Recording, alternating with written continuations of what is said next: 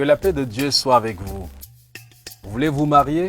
Vous voulez épouser une jeune fille? Quelqu'un a dit, si tu épouses la fille du diable, il faut t'attendre à avoir affaire à ton beau-père. Alors fais attention à tes choix.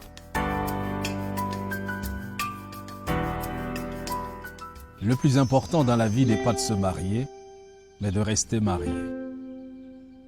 Jeune homme, à la croisée des chemins, il faut bien savoir avec qui tu vas fonder ce foyer. Je voudrais partager avec toi cet important conseil d'un père, contenu dans sa lettre adressée à son fils. Bonjour, mon cher fils. Je t'écris pour un sujet d'une autre importance. Prends ton temps, lis cette lettre jusqu'au bout.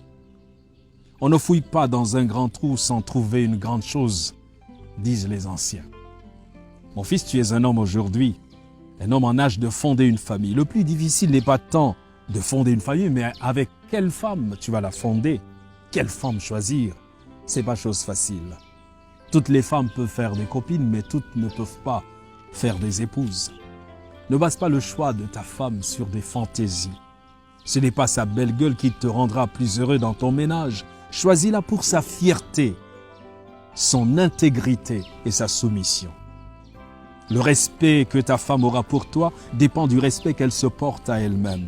Car si ton épouse ne te respecte pas, la société ne te respectera pas. Mon aïeul disait d'ailleurs que l'honneur d'un homme sommeille entre les pieds de sa femme. Regarde ces hommes insultés publiquement. Quel respect penses-tu que leur entourage leur porte? La femme est la ceinture qui tient le pantalon de l'homme. N'oublie pas cette sagesse de chez nous. La plus grande partie de l'éducation des enfants est inculquée par leur mère.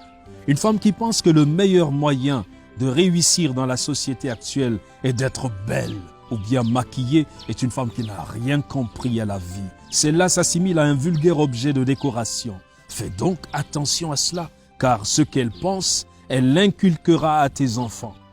Si tu demandes à un chien d'élever ton enfant, ne t'étonne pas de ce que cet enfant marche à quatre pattes. C'est ce que m'a souvent dit ta grand-mère. Ton épouse doit apprendre à tes enfants la crainte de Dieu, le sens de l'effort et le travail.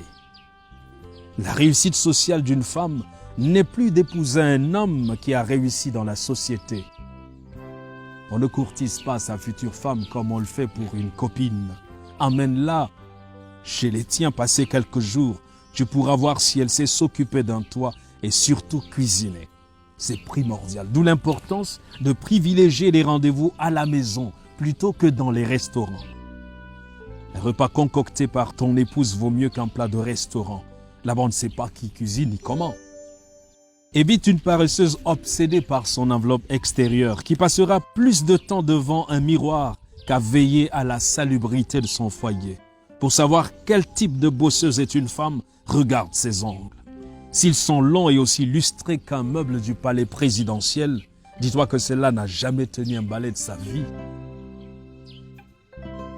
Choisis ton épouse pour ses rapports avec ta famille. N'admets jamais dans ta maison une femme qui va mettre une barrière entre ta famille et toi. Chez nous, ce n'est pas deux personnes qui se marient, mais deux familles qui s'unissent. Nos familles sont là et souvent insupportables, c'est comme ça. Il est important de savoir si elle sera capable de supporter les caprices de ton vieux père et peut-être le rejet de ses belles-sœurs. Si dans nos coutumes, lors du mariage, la mariée porte une corbeille ou une haute trouée, c'est pas pour rien. Cette corbeille représente son cœur. Elle devra y mettre les vicissitudes du mariage et comme il est troué, il ne se remplira jamais. C'est ainsi que ton épouse doit être. Si certains mariages durent, ce n'est pas parce qu'ils ne connaissent pas de difficultés, mais parce qu'on a bien choisi son conjoint, on le supporte mieux. Une dame qui plie bagage pour un oui ou pour un non ne sera que de passage dans ta vie tôt ou tard.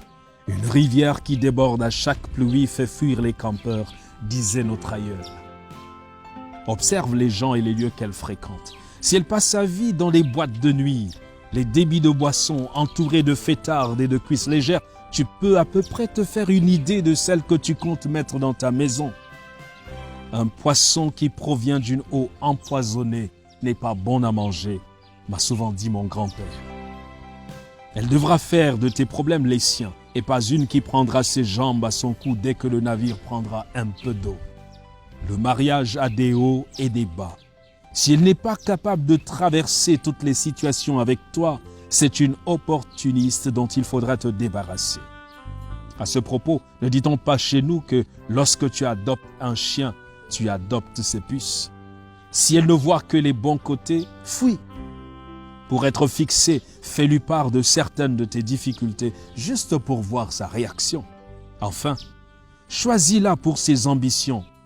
Ton épouse doit être capable de te pousser vers le haut. Elle doit non seulement être une incubatrice d'idées, mais un soutien dans tes projets.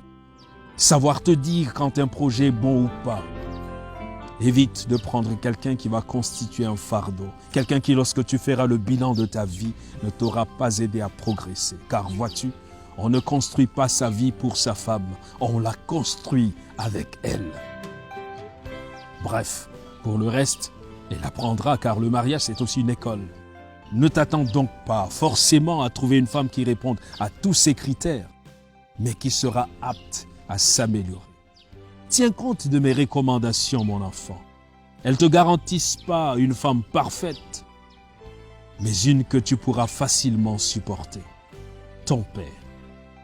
Ces conseils d'un père sont importants après avoir pris en compte le critère de maturité spirituelle et de crainte de Dieu.